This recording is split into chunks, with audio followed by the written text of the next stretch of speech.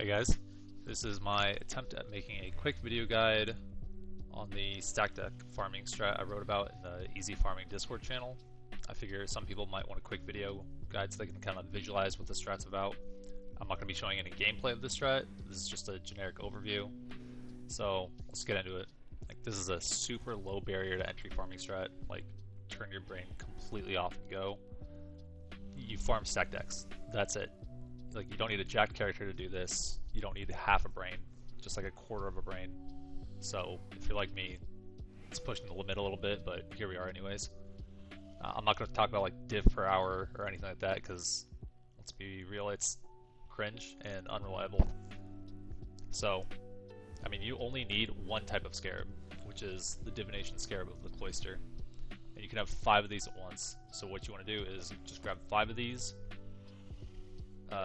chisel, an alk, your map, and go, essentially. You do want to do it on either Toxic Sewer or Glacier, specifically because they're very enclosed maps, and we'll talk about how Ritual affects that in a bit. Alright, well, let's talk about the Atlas tree. Atlas tree, I would show you mine, but I'm on standard right now and I don't have any points, so we're going to go here. This is the Atlas tree that you're looking for. I don't even have all the points filled in. And essentially what you want to do is just take all the quant, like this huge quant wheel and map effect. Every like map effect you can find on the tree, that's what you want. Everything else is whatever you want to do.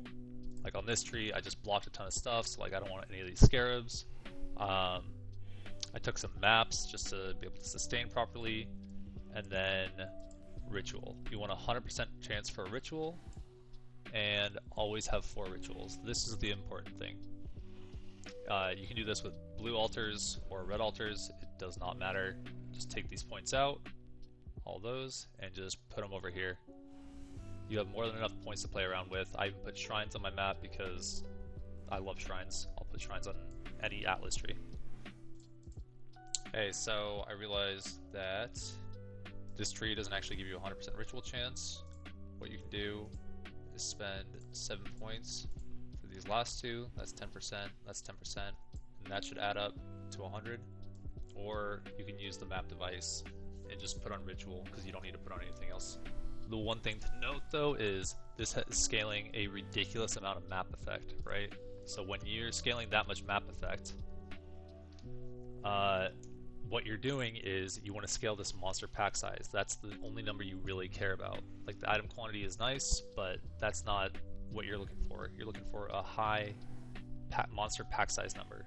But keep in mind that when you're scaling this much map effect, for example, that 40% monster elemental res, that's going to get scaled up to probably there like 100. So it's 100 monster ele res.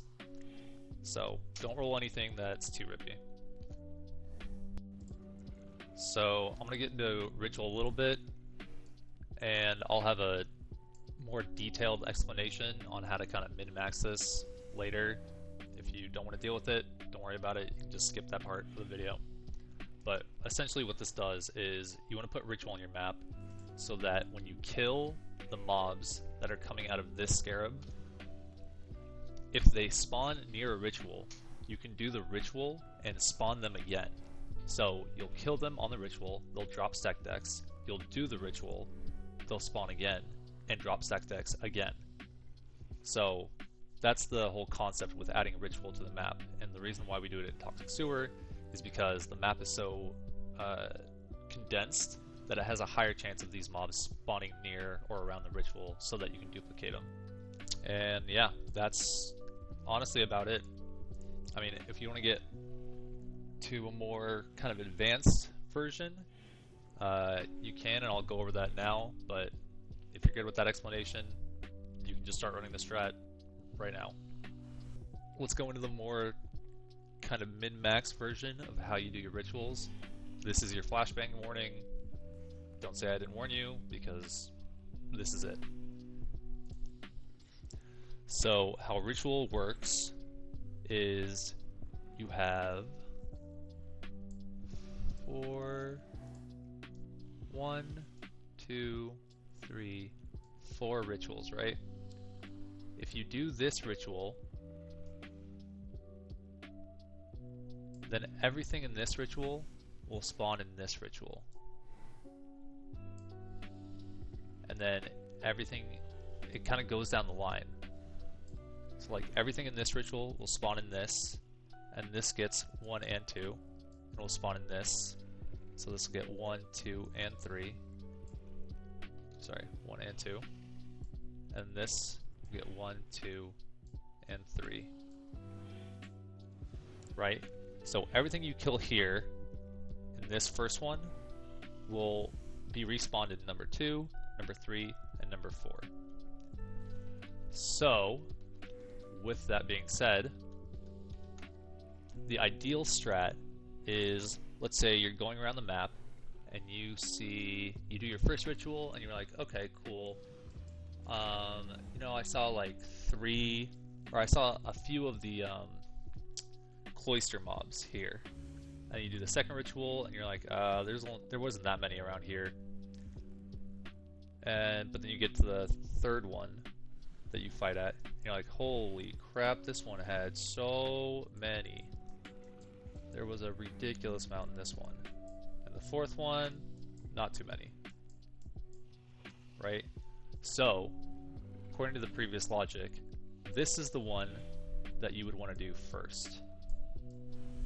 Because this first one will have all of these guys carry over to the rest of the rituals that you do.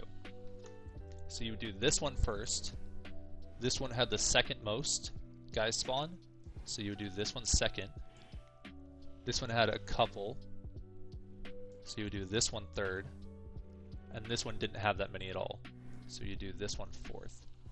So when you do it like this, you're getting all of this guy from number 1, getting all of this guy plus all of this for number 2.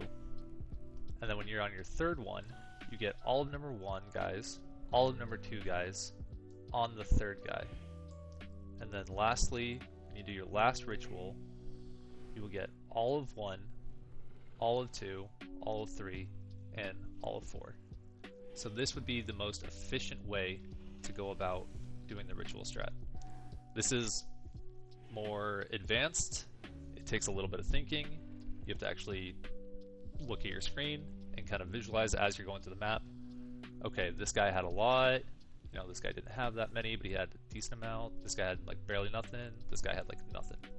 So as you're going through the map, this is what you would be thinking about. This is not necessary at all. You will still get a good amount of stack decks if you do not do the strat, but if you're really trying to min-max, or if you're just trying to be as efficient as possible, you know, get a few more stack decks out of each map, this is the route that you would go. Well, hopefully this video helped you. If it didn't, feel free to yell at me. If it did, feel free to yell at me. Take it easy, guys.